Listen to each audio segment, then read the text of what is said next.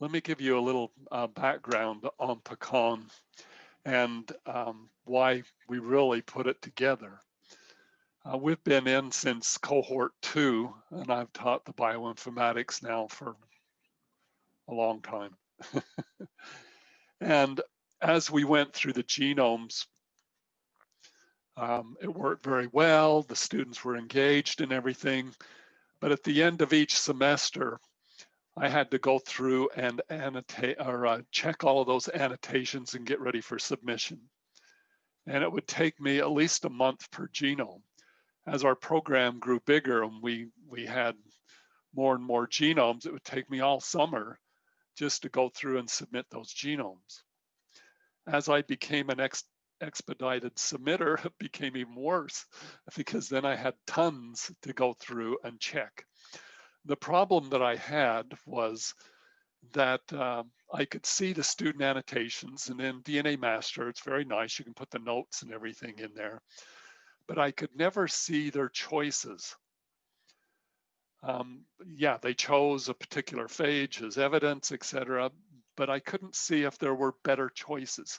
And so I was reblasting, I was rerunning all of these things over and over again that the students had already done. Later, I started having students capture information and put it into PowerPoint slides so that I could more easily see the context.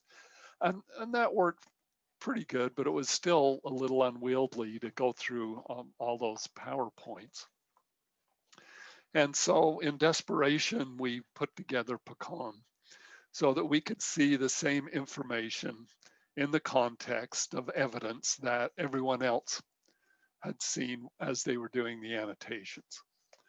Now, the fun thing about PECAAN is we use it from beginning to end, but not everybody does. Some people just use it for looking up the information. It's the source that has all of the information there. They can just look at it, okay? And they train their students to do the same thing. They still use DNA Master and everything, but they can use PECAAN just to look at the database information, and that's great. Others use it simply during the QC, the quality checking.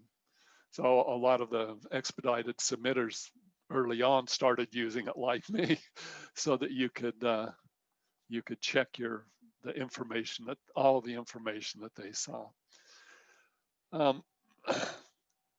I must say that I do very similar to what a lot of you do.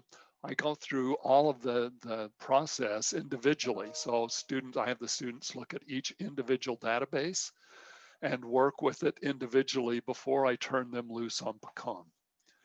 And I actually have them go through and have a practice genome that they practice and get information so that I can go through and check and see how they're doing with the annotation and give them feedback before they get their genome that they will be getting ready for submission. So that's kind of how I use it.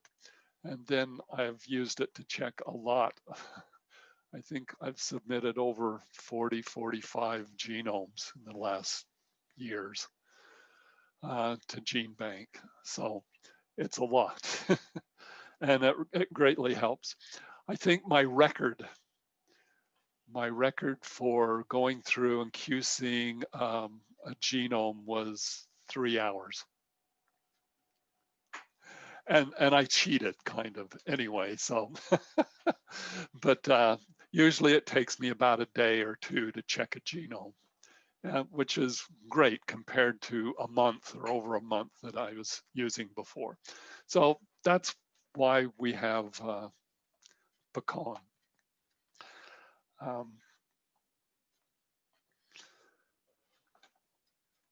I must say that we collaborate very closely with Pittsburgh people in exchanging database information with University of Washington for the starter rater information and for the FAM-rater information. We're always exchanging and updating information between those databases. And if you ever see anything that's out of sync, it's usually because we haven't got those synced quite right. And so drop us a little email and then we are able to check and make sure we get them get everything synced.